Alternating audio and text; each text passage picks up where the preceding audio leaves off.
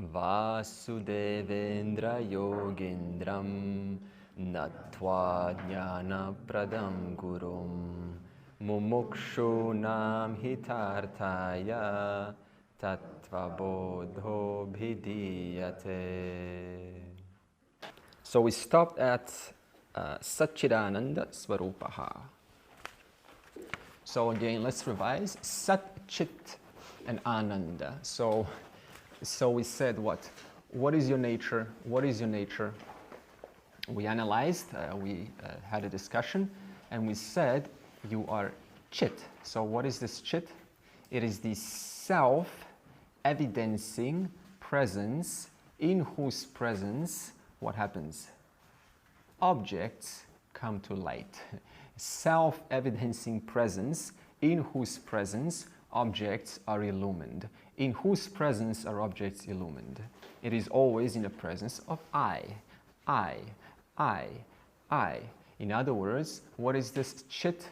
What is this Chit? It is the knowledge principle. It is the principle, it is the presence in whose presence knowledge of objects takes place. What does this mean? Right now, we're holding a little container.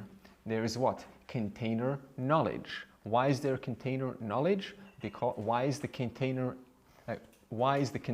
now here? Why do you know about this container? Because whoever that one is that is self-evidencing to themselves, in its presence, in your presence, what happens? Objects of knowledge object takes place. Object knowledge takes place. This what now? What does this mean? And we said what? What is this Chit? And this Chit, what is Chit? We said self-evidencing presence in whose presence knowledge of objects takes place. Is there one time when objects are not taking place? Experience is not taking place in your experience? Is there one time? Oh, deep sleep. Well, that is another experience. Except what? What kind of experience is that? It's an experience where there's no objects. So in other words, even that is what? An object. In other words, what's an object? An object in which there are no objects. We call that deep sleep. So even that becomes what? Evidenced to that one who is what? Other than the deep sleep, other than the dream, other than the waking. So now what is the, and this Chit that you are, we said what? It enjoys Sat. And then we said, what is Sat? And we just had a discussion. We said Sat is that which obtains in 3 periods of time. In other words, the content which obtains in 3 periods of time. What is this content that obtains in the 3 periods of time? Okay, look at this. In 1 million years from now, what's going to, suppose your body lives 1 million years, okay? What's going to be different? Your body is going to be different. Things are going to be different. We're going to probably have flying cars. Okay, we're going to have many different things.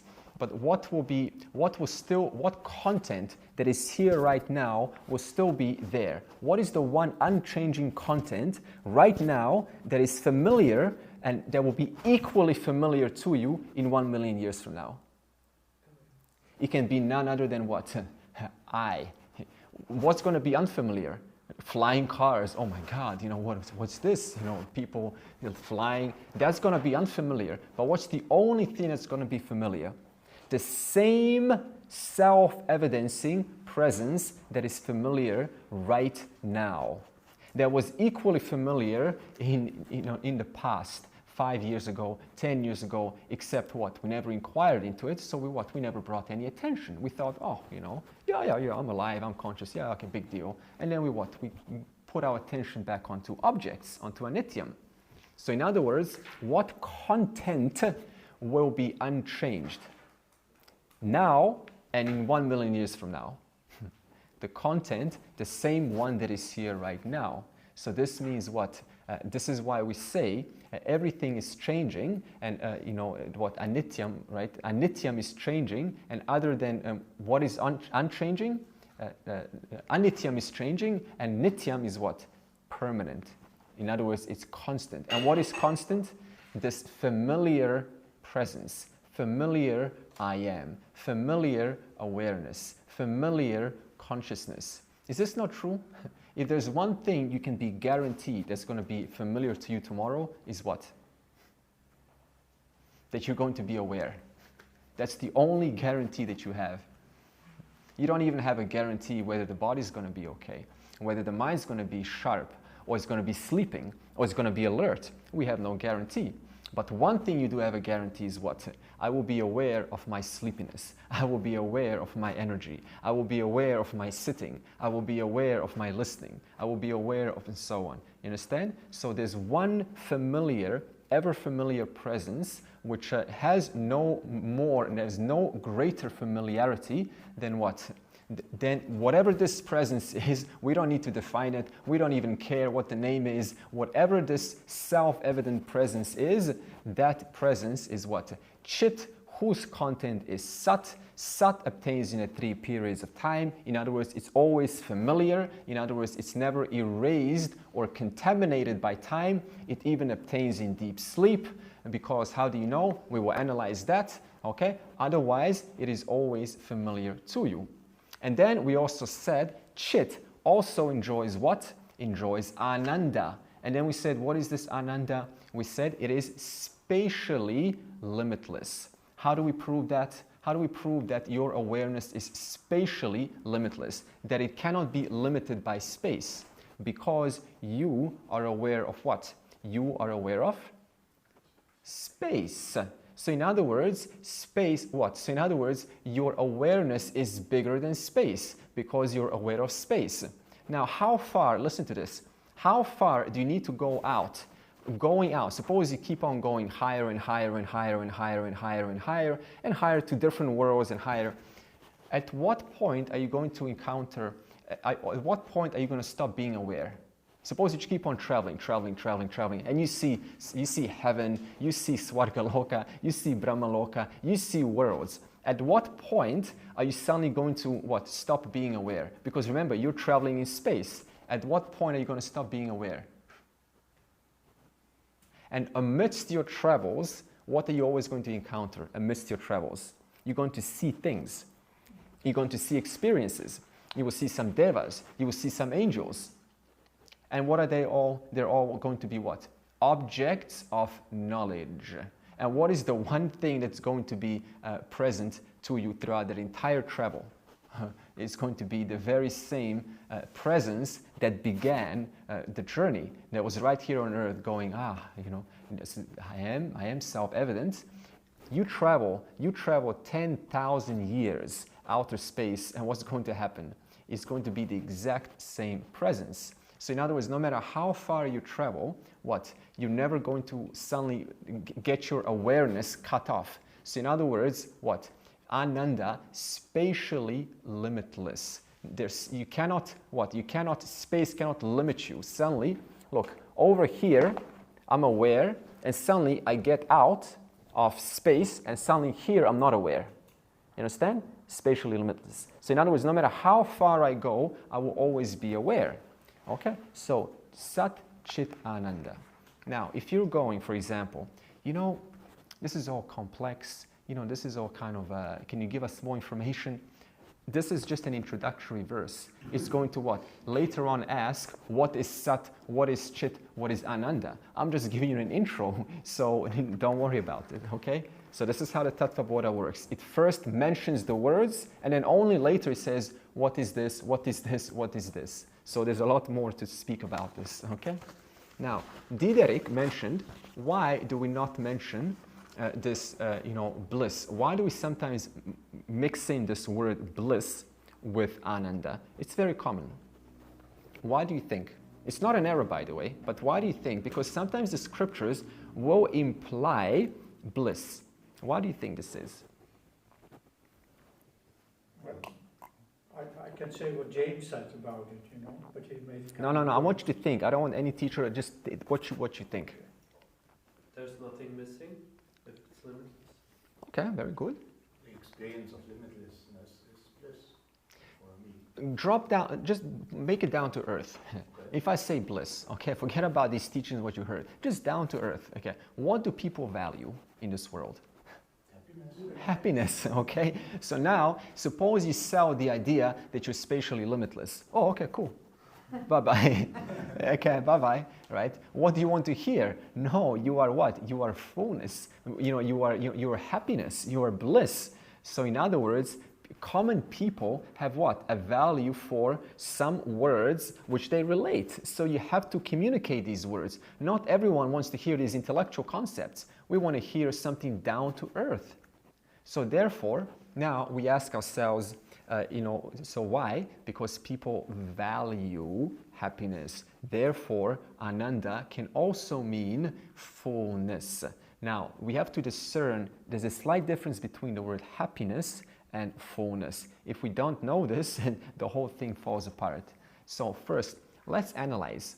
What is happiness? Let's have a conversation about happiness, a happiness conversation.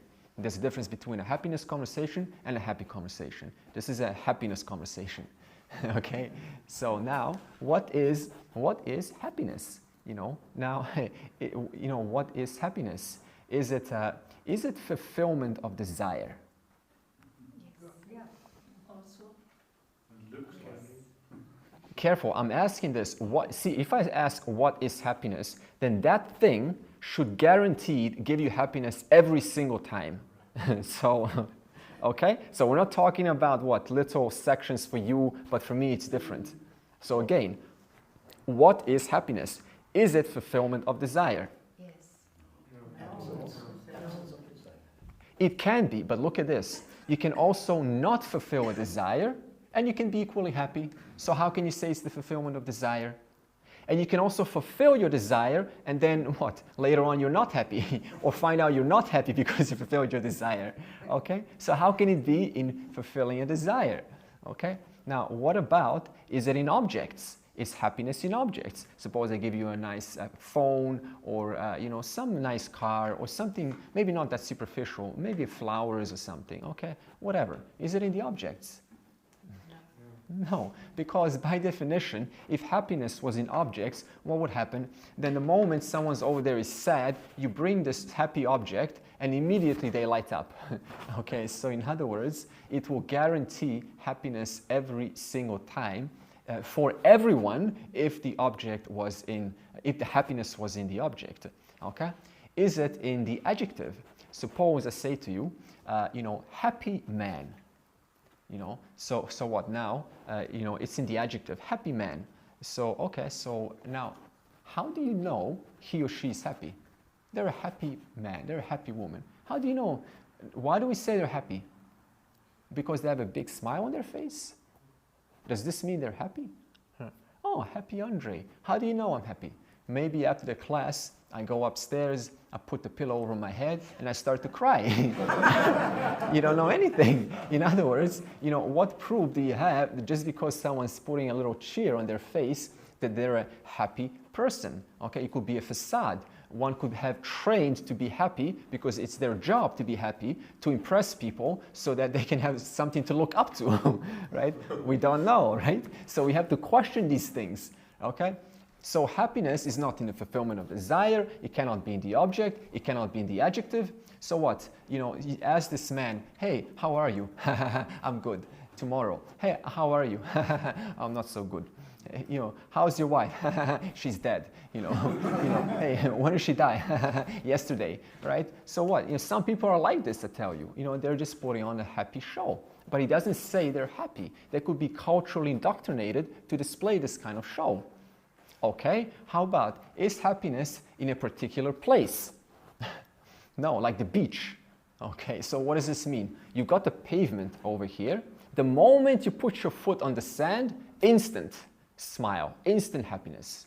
No. So this means that if happiness was in Hawaii or Bahamas, or you tell me which place, so this means the moment someone enters from the airplane and they land and put their foot there, instant happiness, everlasting happiness. It goes away very quickly. Okay? So it cannot be in the object, it cannot be in the adjective. Where else can happiness be, perhaps? Could it be in time? Maybe the happy hour, the moment it's a happy hour, instant. No, they're on their phones going, oh no, you know. You know, so what? This means at 5:30, exactly like 5:29, or I'm waiting for 5:30, 5:30, instant, right? Happiness. So it's not in the time either. Huh? Where else could happiness be? Is it in the mind? Is it in the mind, maybe? Maybe it's in the mind. This is now a deeper question. Now it's not so funny, is it? Somehow. If happiness was in the mind, then you would be happy constantly. Where's the question of being in the mind? Mind up and down all the time. Yeah, it's fluid. Is perhaps, now look at this, this is more philosophical. This is what some traditions would say. Perhaps happiness is in absence of thoughts. Absence of thoughts. Just clear your mind and you will have happiness.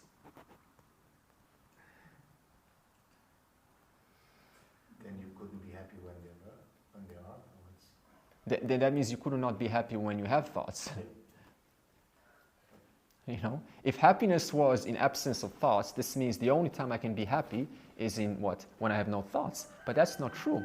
I could be holding, a baby that I love, and or a dog, or a cat. I was holding a cat. Well, not holding. I was petting a cat, and I was thinking about, oh, what a cute cat.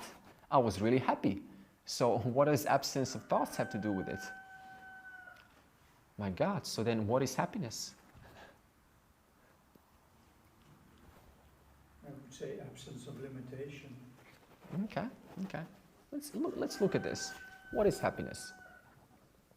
So we've got what it's not. Okay.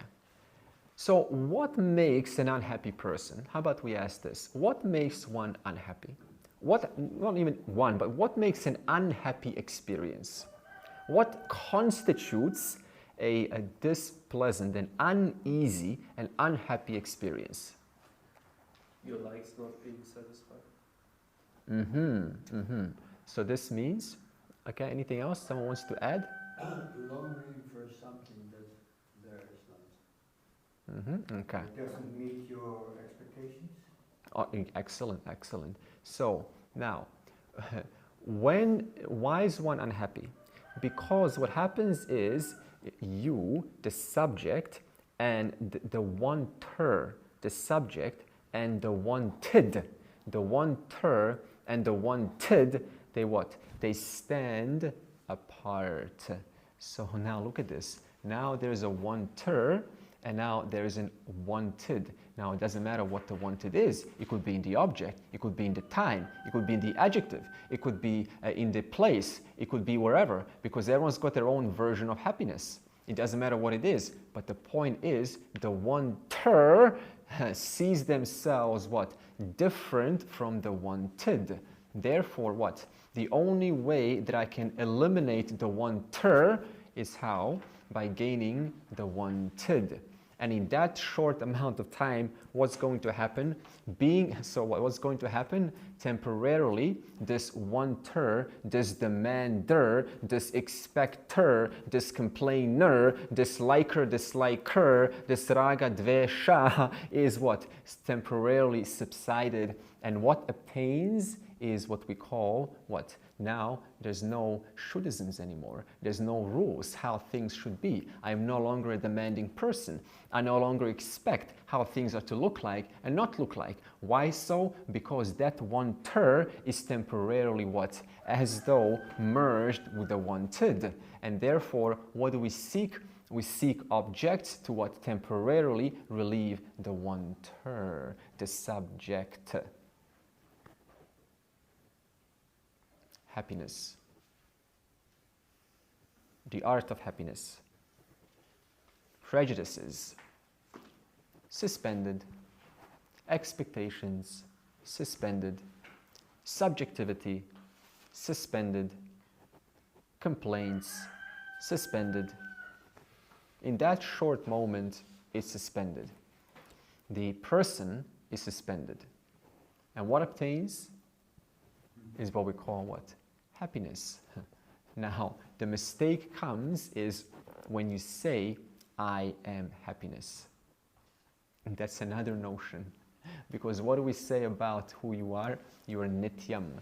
Anything that starts and ends is by definition not you. So even happiness is not you, because it starts. There was something before this happiness even happened.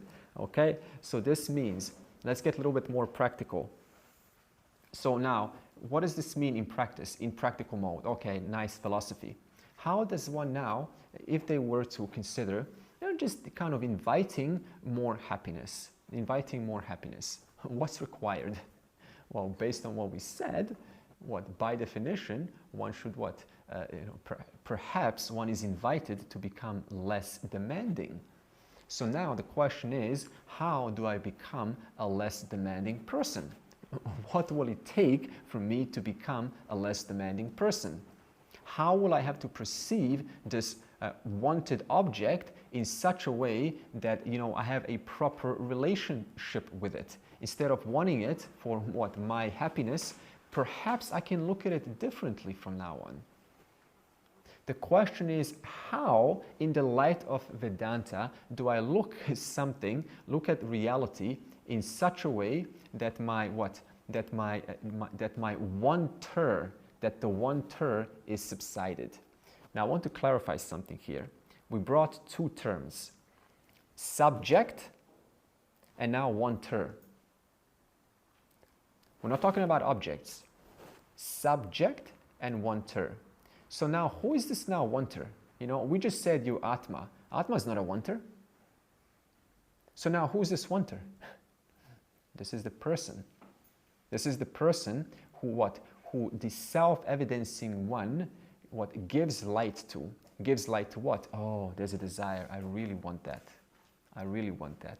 Oh, I really need her. I really need him. I really need it. I really want this to be like this.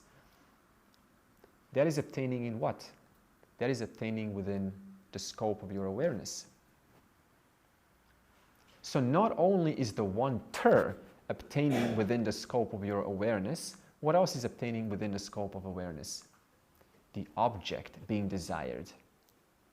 What else is being obtained within the scope of awareness? We call this the pramana, the thought relative to the object. So look at this, three things now, three things. There's pramata, prameya, pramana.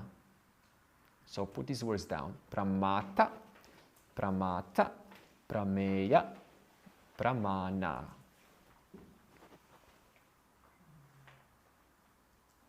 Pramata, prameya, pramana.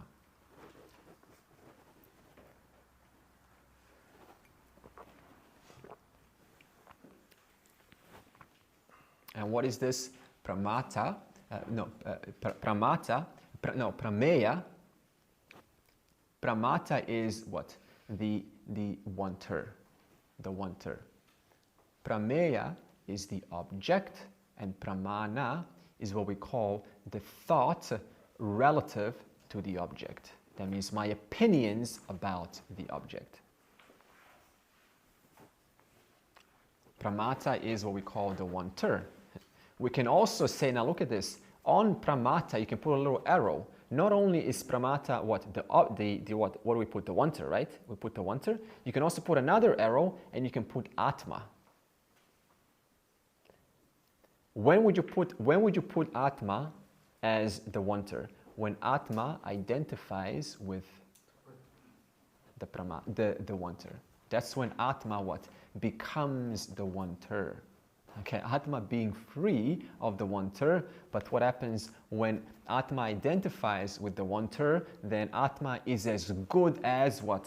The wanter. The wanter, yes? But this Atma is the buddhi identifying with the thought, isn't it? Like the wanter in this case. So in other words, the buddhi loses perspective. Loses perspective that the awareness illumining this buddhi, okay, is what? Is other than this buddhi. So the buddhi loses touch with that knowledge. Therefore, what happens? There's an identification. I want to say this again, good point. So how does awareness identify with the wanter? What is obtaining in your buddhi? in your intellect. We say in Vedanta, awareness. That means that place where awareness shines, okay, where awareness, where awareness shines is called the buddhi. How do you lose track of your nature as the self-evidencing one? That buddhi through which awareness shines, what happens? That buddhi loses what? Loses touch with the fact that whatever is illumining this buddhi right now is other than the buddhi. The buddhi that is illumined right now needs what? Needs awareness to think. Needs awareness to know what's going on, to calculate, to analyze, to think. The buddhi loses touch with that. So what happens then? The buddhi goes, not the buddhi goes, but I go. I am what? I am the buddhi. I am the buddhi. Now, what happens when knowledge comes back in? Suppose one moment, I am Andre, okay? So what happens when you say, I am Andre? What happened? Atma, what happened? Buddhi lost touch with the fact that whatever illumines the buddhi, it lost touch with that. What is knowledge now? Knowledge is when that very same buddhi understands whatever is illumining this buddhi is what? Other than the buddhi. Whatever is illumining this buddhi is the self-evidencing one. In the presence of that self-evidencing one, what happens? The buddhi becomes evidenced, becomes an object of knowledge. You understand this subtle point? Tricky. See, what I just told you now is a difference between forgetting oneself and remembering. Not remembering, but recognizing oneself. I will bring this point again because I can see some eyes, I want to grasp this. I'm missing. It's okay. Okay? So, becoming a non-demanding person, really. Now, suppose that, what does it mean to become a non-demanding person? The question is, how do we become a non-demanding person? Really, this is a practical endeavor. This is not philosophy. This is a practical endeavor. What will it take for you to become a non-demanding person? How would you have to perceive reality in such a way that your demands are just reduced? It's not like you become a cold person. You still have your needs and desires. But a non-demanding person, how would you have to perceive reality in such a way? That is really your homework. That is really your life homework. There's no one answer to this. But I'm not here to tell you what to do, because you're not going to do it anyway. I'm just here to point out, what happens when happiness is taken away. So becoming a non-demanding person, not being so concerned about the future, for example. Not so concerned about the future. Because what makes a demanding person? I want the future to look like this. To look like according to my fancies. To my raga, dvesha, to my fancies. Therefore, because I want the future to look like this, why? Because it's going to please me, I become a demanding person. So again, what makes a demanding person? Future. It's always the future. The future has been painted in such a way that what happens? I cannot stand this not working out. Therefore, now I'm going to take control and start messaging, controlling the environment and kind of inserting my opinions in a subtle way, because as we get older, we get more sophisticated at this, I tell you. As little children, we were so obvious, pulling skirt of mommy, I want ice cream. As we grow up, my God, it is advanced. You have to really, so they said this, but you only realize a month later why they said that a month ago. So we become a lot more sophisticated, okay? So now suppose you say, look at this. I say to you, becoming a non-demanding person, and you say, okay, I'll become a non-demanding person, I will be happy, but my happiness is not going to last. So what does this mean now? You're now demanding, again, that your happiness lasts. Therefore, you're still a demanding person in reference to your happiness. I don't want to be happy because my happiness is not going to last. So what does this mean now? I still have a demand, right? I'm still a demanding person in reference to my happiness. Therefore what? I deny my own happiness by demanding that my happiness extend itself, that is a longer duration. So what does it mean to be a non-demanding person? Hey, simply to accept that, there's a joke. It says, how do you make God laugh? How do you make God laugh? You just tell him your life plans, because you know what I mean. It's like, come on, it's totally different than what you thought, right? I wanted to be what? A truck driver when I was small. I'm not driving trucks, right? So it's totally different. So now, to become a non-demanding person, this joke has some wisdom at least. Our life is according to what? To the events that are to unfold. And what can we do? We cannot change how those events unfold because they will unfold. They will unfold. But where is our locus of management? Where is our locus of management? It is in how we look at what happens. As I kept saying before, this is about taking responsibility for one's life, taking responsibility for one's thoughts in reference to the future. Okay? Non-demanding person. So this what results in a. So and what you say is the conclusion right? That the identification of the body. Of what? Of the body. The body. The bully. Bully. Bully. Bully. Mind. Yeah. Body. Oh, identification with the bully. No. That makes me happy. The identification of the body with the shining, with Atma. So not with the object, not with what is shining, what is there, not with objects, but with that from where it shines. But the body can't identify. Body comes, it is in Atma. The isness of the body is in Atma. No. See, this table is not. This table is not in the wood. There's no question of in or out. See, you have to understand that this thought that obtains in a displeasant way, we call this thought what? We call this thought the role. The role. The unhappy person thought. The unhappy person thought. So what? Now I'm looking at this unhappy thought, and I look at it as what? As having reality, as having absolute reality.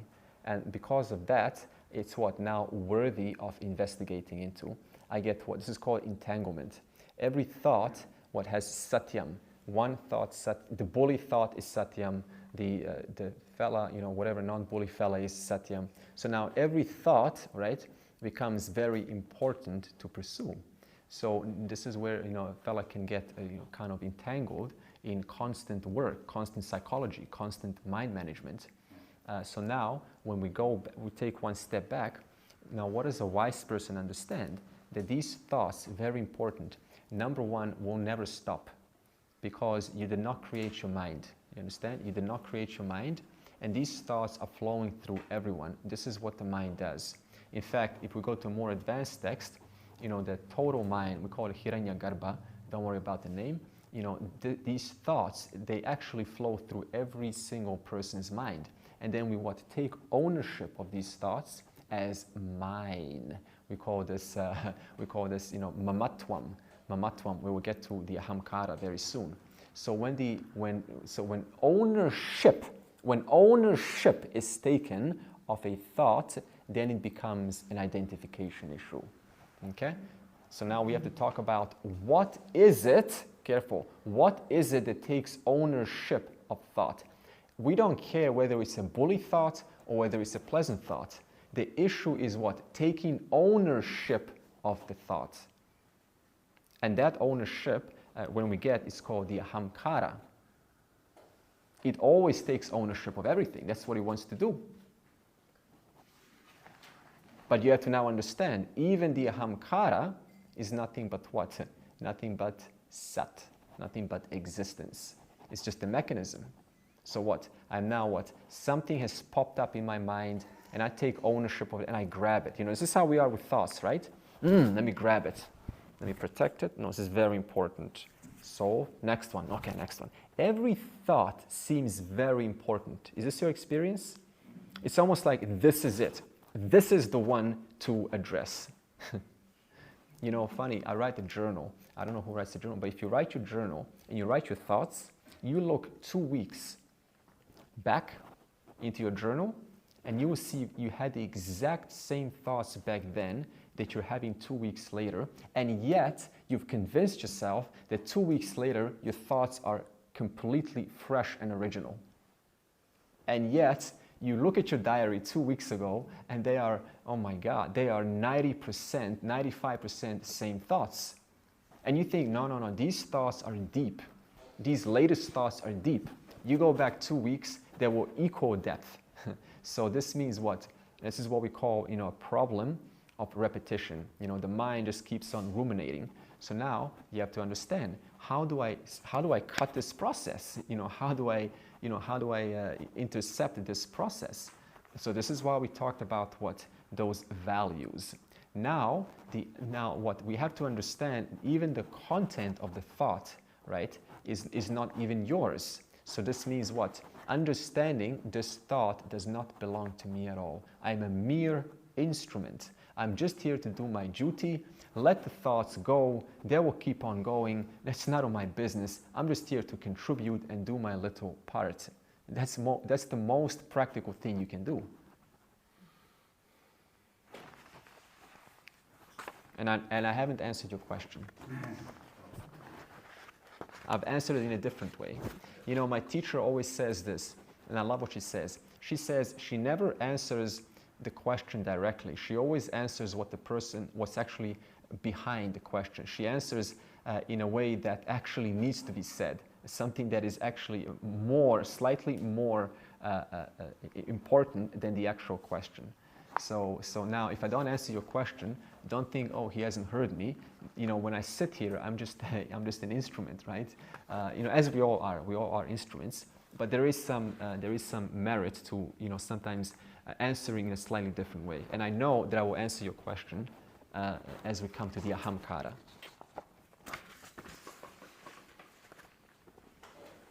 So, summary: what is everyone seeking when they want to be happy? Yeah, they're seeking, you know, freedom from smallness. Freedom from smallness. Now, what is small? The pramata is small.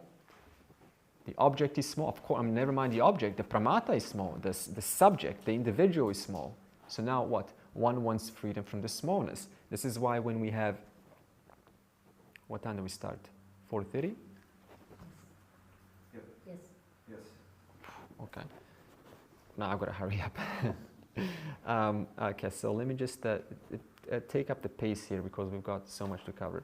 So what are we seeking? We're seeking freedom from smallness, and we're seeking freedom from identity with the one-ter. The one-ter. And how does ignorance seek identity, seek freedom from the one-ter? They do it by what? Trying to merge the one-ter and the wanted. Let me say that again. How does an ignorant fella seek happiness? They try to merge the one-ter and the wanted. This is called looking for objects in the world. How does a wise person, you know, not that they seek, but what is the process for a wise person? They understand that the content of pramana, pramata, prameya, and pramana, the content of all of them is one and the same, what? Just like plastic, one and the same plastic. And not only that, but they obtain within the scope of my being. They obtain within the scope of my awareness. So this means what? All three depend upon that one which is self-evident. They depend upon the self-evident one. which is you, Atma. You see the difference here? Look at this. I'll give you one more. Suppose over there right now, there's a beautiful mermaid, you know, from cartoons or whatever, right? Mermaid. And I'm like, oh my God, I want her. I want her. I want her. I want her.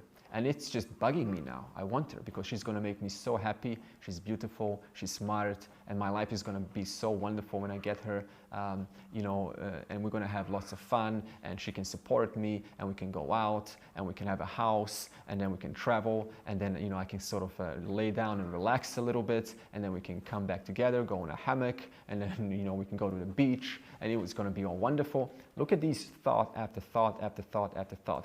Why did these thoughts begin? Because I looked at that, never mind the thoughts, don't even analyze the thoughts. The problem began where?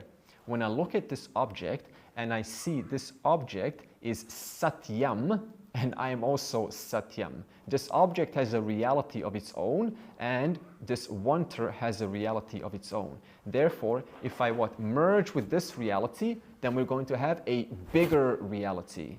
Therefore, freedom from smallness. This is why we want to merge with someone so that we can experience ourselves as a bigger Satyam. Whereas if I understand this mermaid, this Mr. or Mrs. is made up of nothing but existence. There's an existent object there. Sorry to sound so, you don't think like this. Oh, look, object, existence. All right, there's an object. The existence obtaining through and through this person is the same existence obtaining through and through this wanter, this desirer, right? And the awareness, right, shining through this intellect is the exact same awareness shining through this intellect. So now what's going to happen if I have this reality next to me? I'm just going to have existence. I'm going to have two existences come together. This may be wonderful. That's not the point, whether I should pursue her or not. That's not the point.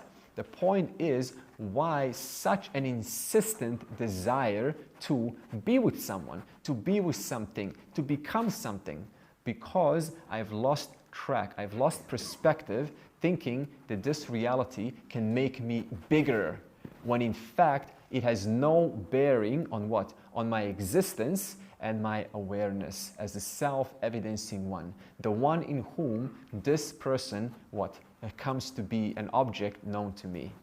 Okay, this is just an object known to me. That's about it. It's like a cup. It's like a cup. Now, sorry to sound so this sound like cold. I don't know how this sounds to you, but we're just having an analysis to break out of this sort of insistent desire to sort of be with something or someone. You can still be with something or someone. That's not the point. It's wonderful, but the relationship matures. The perspective matures. Now it's not, now you can be with someone, and if you are with someone, this is wonderful, but now your perspective has changed. You cannot make me bigger. You cannot add to me. You cannot subtract from me. I'm already, complete. Therefore now the questions change. What is the purpose of this connection? What is the real benefit of this relationship? So now the questions can change. So this means I no longer become a demanding person, because end of the day, he or she or it cannot really do anything for me. I'm this exact same person tomorrow when I wake up. What's the only difference? Instead of seeing a pillow, now I'm seeing a different face. In other words, it's just now the object has changed, right? So now again, so this is, we're taking some analysis here into this insistent need. So what's the conclusion here? We're still on the word Ananda, by the way, right? This is all Ananda. So see, this Ananda is to be understood. It is not to be experienced. This Ananda is actually a lovely tool to understand who you are. And what is it meant to show you? This word. So remember, we're on the third word now. Sat Chit, we finished. Ananda, I'm analyzing. So this Ananda, so what is the content when you experience happiness? This question. When you experience happiness, what is the content of that happiness? What is happiness? What is happiness made out of?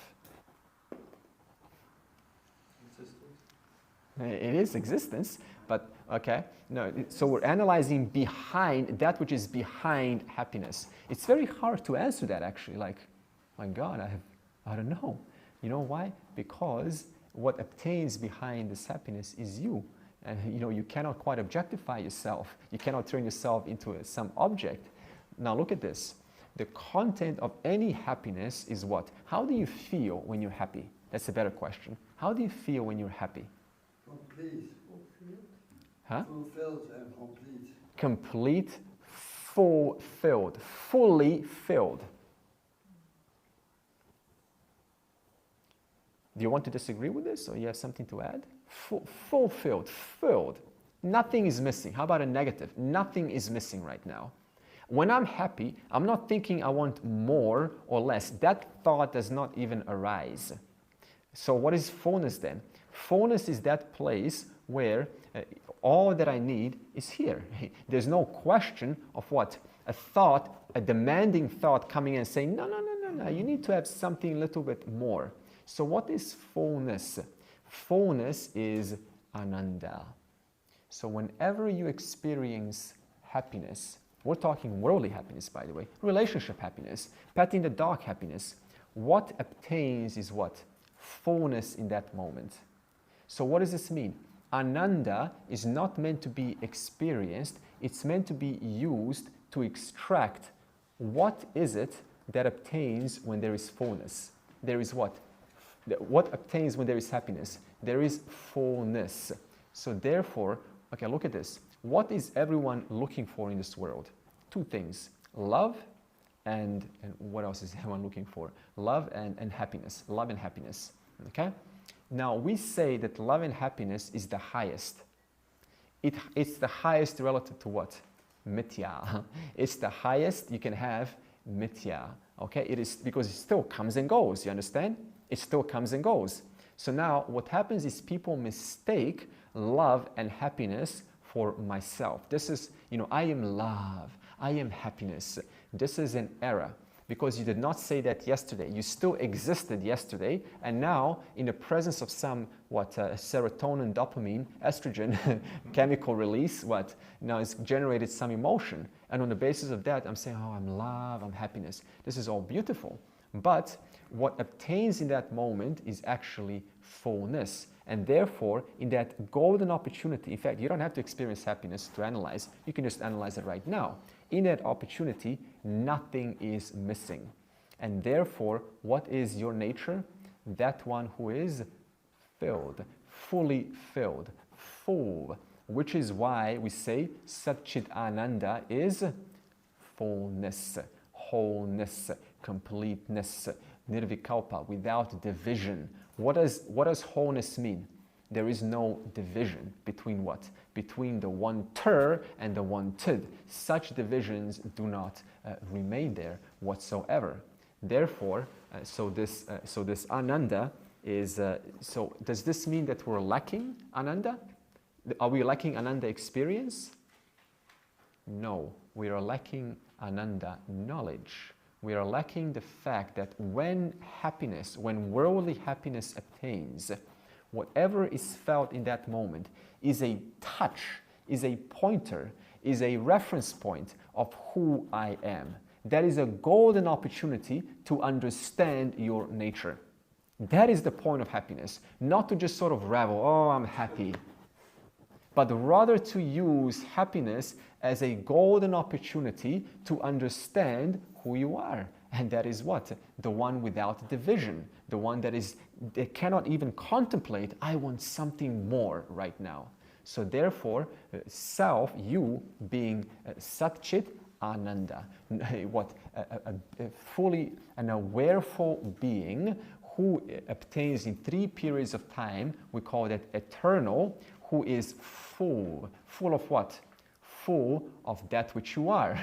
In other words, you cannot say full of something, of that which you are. Fullness, you're full of fullness. Therefore what? Nothing is missing. You cannot think, in this moment, I want something more. Because what? Fullness means it is all inclusive. Nothing is excluded. Therefore, the chance or the possibility of wanting something cannot even arise. So again, this is important to note. Ananda is not to be chased, it is to be used as a tool to understand your intrinsic nature, who you are, fullness.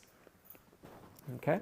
So, and now this fullness, look at the ocean. Ocean is full.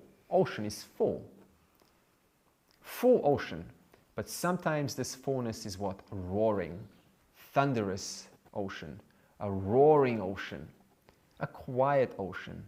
The fullness is roaring. Dangerous. Scary fullness. Peaceful fullness. Thunderous fullness. Playful fullness. So fullness has how many expressions? Infinite fullness expressions. So what? Every expression is a product of fullness. This is why you can have infinite expressions, which means what? They come from that which is limitless. It is not what? Bound by, it's not bound by not providing you something new. It's always providing you something new, because that which is fullness is not bound by any restriction. Therefore, full ocean, million different expressions, you being full, million different expressions of what? Of this world which arises out of Sat, Chit and Ananda. And we will see how. How does this world arise out of Sat, Chit, Ananda? This we will see when we come to creation. Okay? Andre, can I ask something? So the wise person is happy also in unhappiness, because the unhappiness is one of the expressions. He remains full Excellent. and happy, Excellent. no matter what.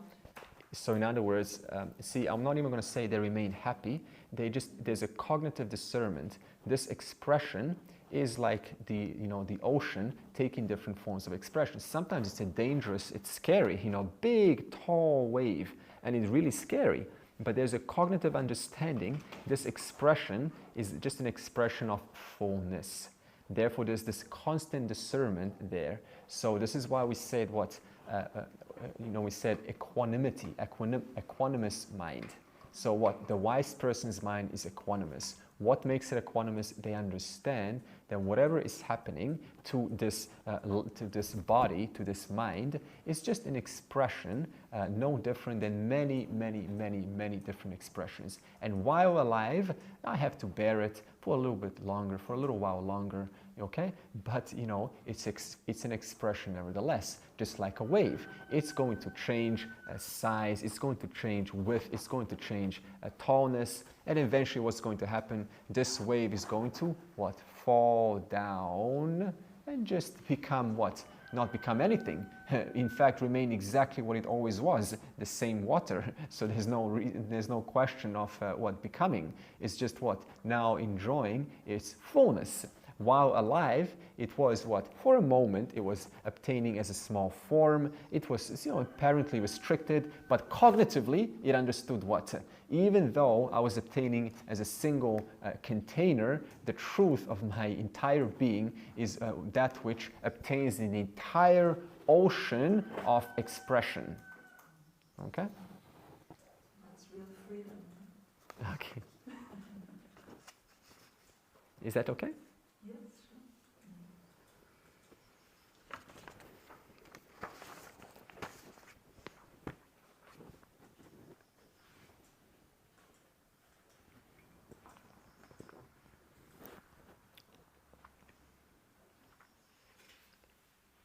Okay, we'll use an example of a dream, just to make it more clear. In the dream, what happens? There is an object, there are objects, there's mountains, there's trees, there is your brother, your sister, your family, and there is you, the subject in the dream. Okay, in the dream. So when you dream, your mind has a beautiful power to project the world. Okay? If you remember dreams, this is even better, because at least you now can use it as a tool. See, everything's a tool, I tell you, everything's a tool.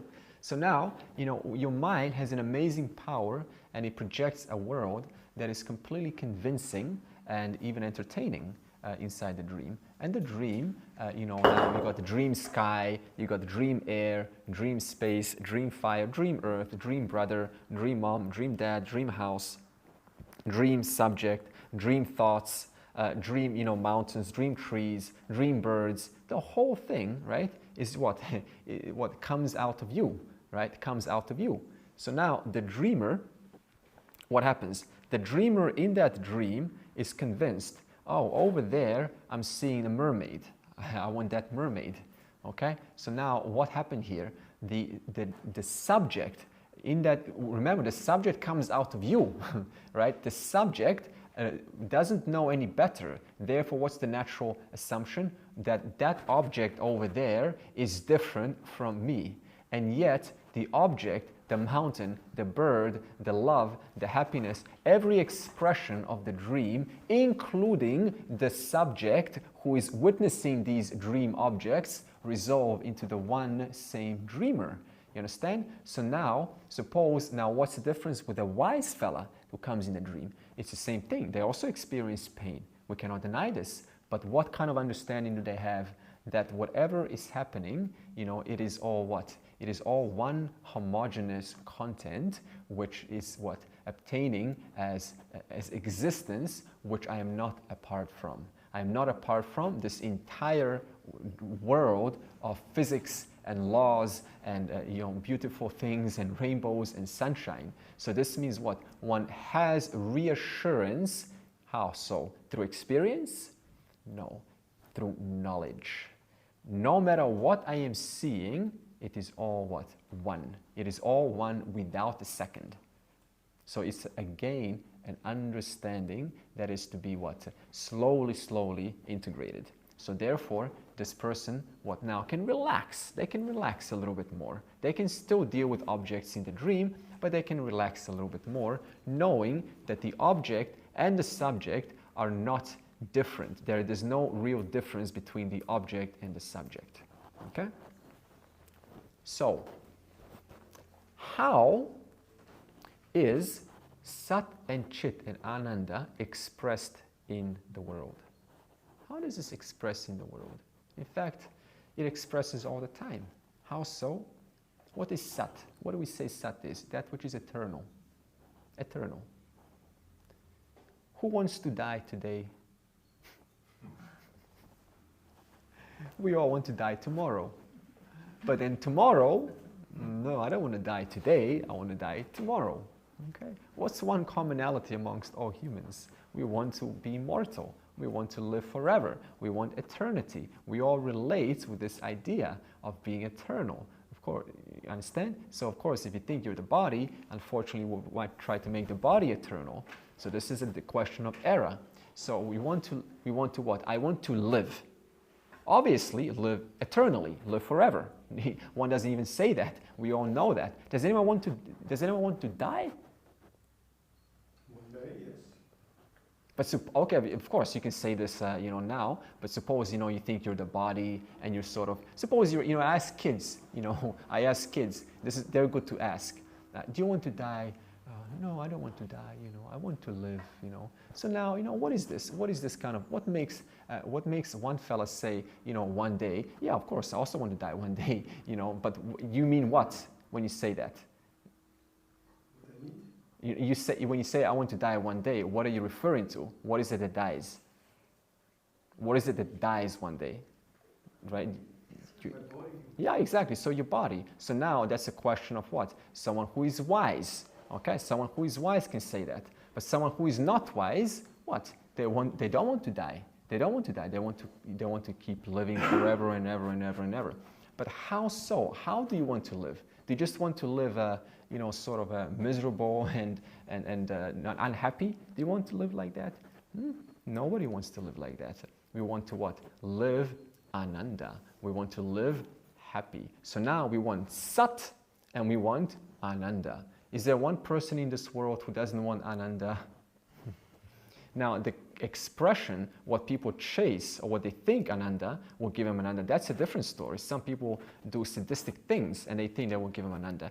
But they're still what? They still want Ananda. So that's a different matter. So now, what happens if what?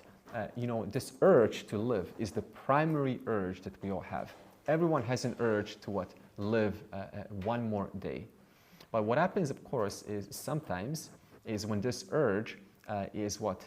Overridden by what? I cannot see a bright future. There's no bright future ahead for me. So no matter what I do, I cannot see a bright future.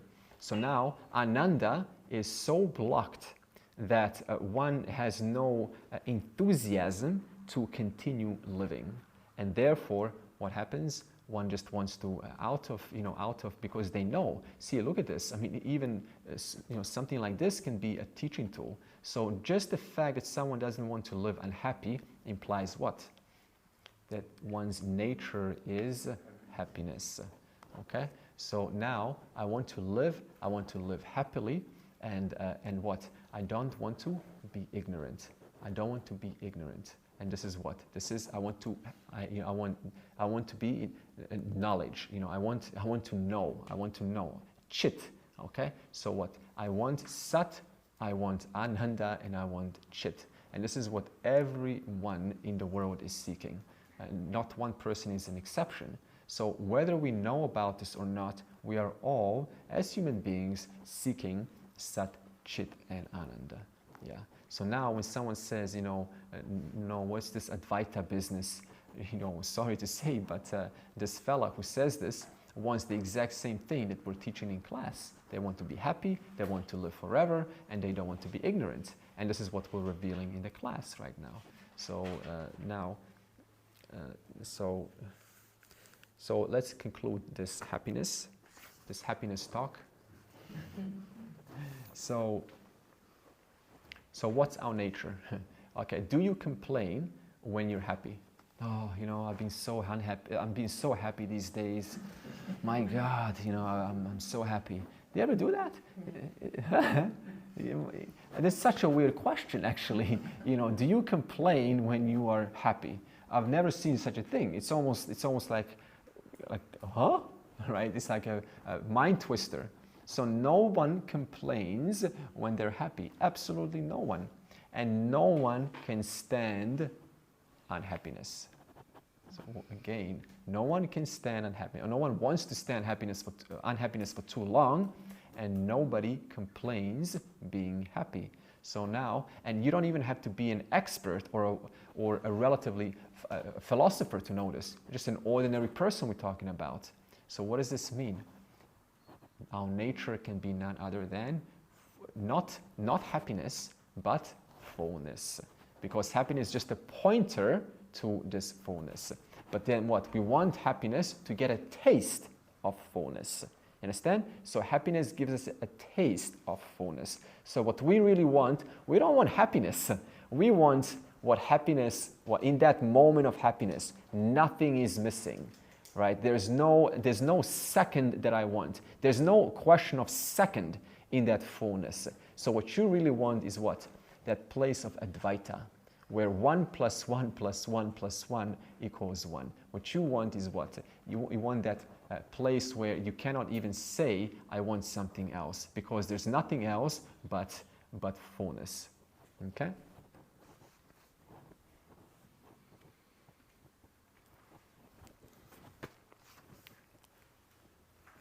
All right, so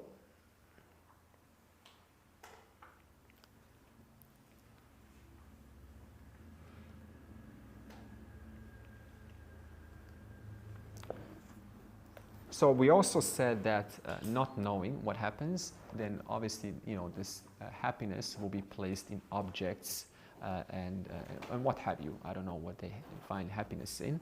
So this means, what happens after that, the conclusions will be consistent with that conclusion. So in other words, what? Happiness is in the object, therefore the conclusion follows right after that. And what is that conclusion? This object can do something for me, and then you're going to fantasize or idolize this object. And so this is what happens when one doesn't have education. So it really is about getting education here, so that we don't try to immortalize our body. They have cryogenics now. This is where you pay maybe $50,000 or $100,000 a year, and they keep your body frozen.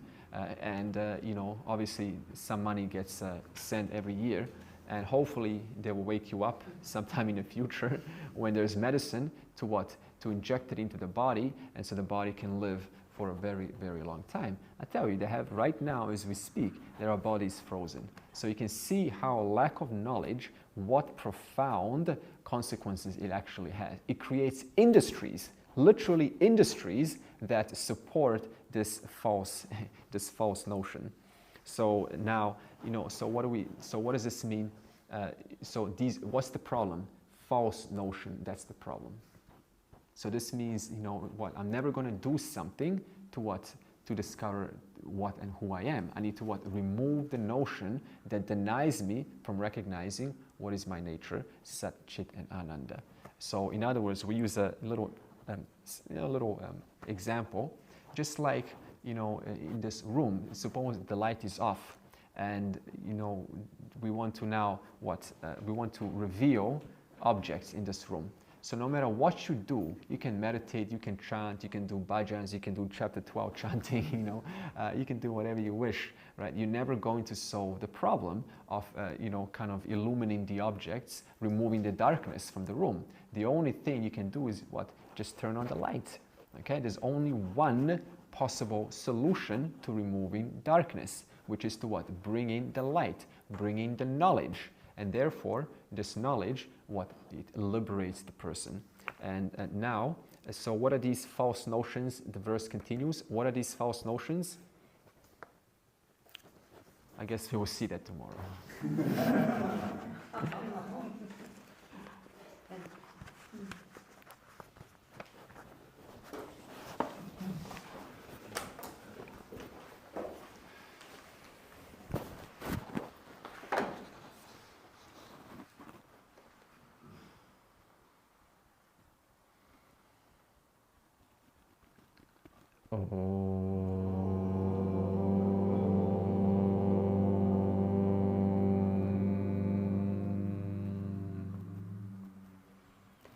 Purnamadav Purnamidam Purnat Purnamudachyate Purnasya Purnamadaya Purnameva Avashishyate.